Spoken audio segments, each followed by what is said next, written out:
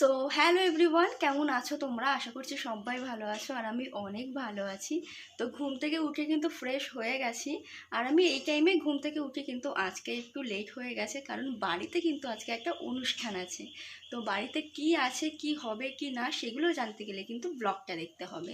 তো যাই হোক, আমার খাটের পরিস্থিতি এখন এইরকম আছে, আমি এক্ষুনি সব ঠিক করে দিচ্ছি। তো রাস্তায় একটু গেছিলাম, গিয়ে দেখলাম সব কাজ কিন্তু শুরু হয়ে গেছে। আর সবাই আমাকে কথা শোনাচ্ছে যে তোর বাড়িতে অনুষ্ঠান, তুই এত লেট করে উঠেছিস, এটা কর ওটা কর, কাজ কর। তো যাই হোক, এখন যাব, গিয়ে তোমাদের দেখাবো যে কি কি হচ্ছে রাস্তায়। তো চলো আগে আমি এগুলো ঠিক করে নিই, তারপরে তোমাদের সাথে আবার দেখা হচ্ছে। তোমাদের যেমনটা বললাম যে এক্ষুনি ঠিক হয়ে যাবে, দেখো আমি কিন্তু সুন্দর করে খাট গুছিয়ে নিয়েছি। তো ঘরের কাজ আমার কমপ্লিট, এখন যাব রাস্তায়। তো চলো তোমাদের নিয়ে রাস্তায় যাই, সেখানে কি কি হচ্ছে সেগুলো আগে তোমাদের একটু দেখিয়ে নিই। তো চলো। দেখতেই পারছো এদিকে কিন্তু চিংড়ি মাছ কাটা শুরু হয়ে গেছে, আর এখানে কিন্তু আমার বোন, কাকি আর জেঠি এরাই চিংড়ি মাছ কাটছিল। আর ওদিকে কিন্তু কলপারে মাছ কাটা হচ্ছিল, সেদিকে আমি আর যাইনি। তো এখানে কিন্তু এই সব কাজ হচ্ছে। এখন কিন্তু আমি যাব একটু প্যান্ডেলের ভেতরে, ওইখানে গিয়ে দেখব যে কি কি হচ্ছে। এদিকে কিন্তু এসে দেখি গান বাজানো শুরু হয়ে গেছে, আর গান শুনে তো আমার খুবই নাচতে ইচ্ছা করছে। আর তোমরা ভাবতে পারবে না রাত্রে আমরা কি পরিমাণে মজা করেছি।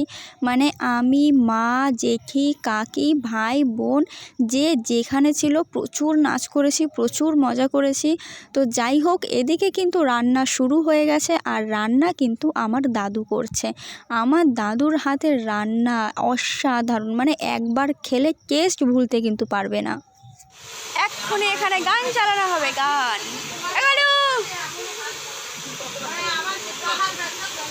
প্যান্ডেলের ভেতরে কেমন যেন লাগছে আমায়।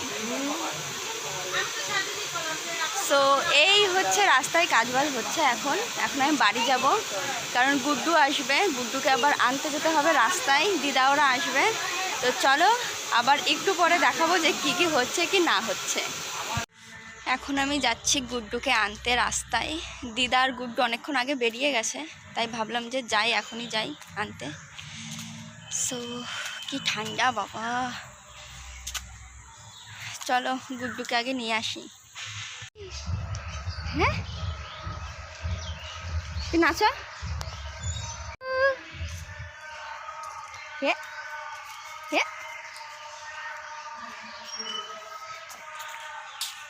হ্যালো এভরিওয়ান, আবার চলে এসেছি।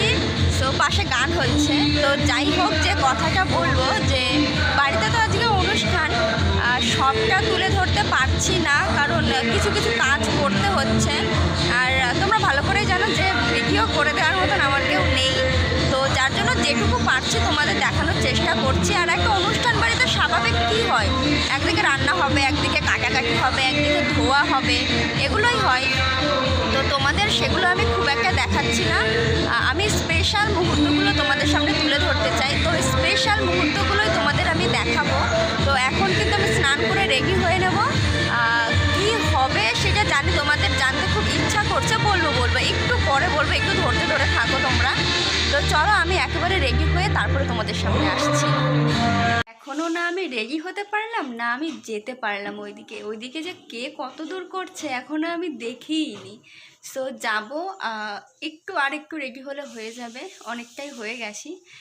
তো তোমাদের বলেই দিই যে আজ কি, অনেকক্ষণ ধরেই বলছি যে বলবো বাট বলছি না। আজ হচ্ছে আমার ছোটো কাকির 7 মাসের শ্রাদ দেবে, তো সেই অনুষ্ঠানই বাড়িতে। তো চলো আগে আমি ঝটপট করে তাড়াতাড়ি পুরো রেডি হয়ে নিই, তারপরে তোমাদের দেখাবো যে ওইখানে কি কি হচ্ছে।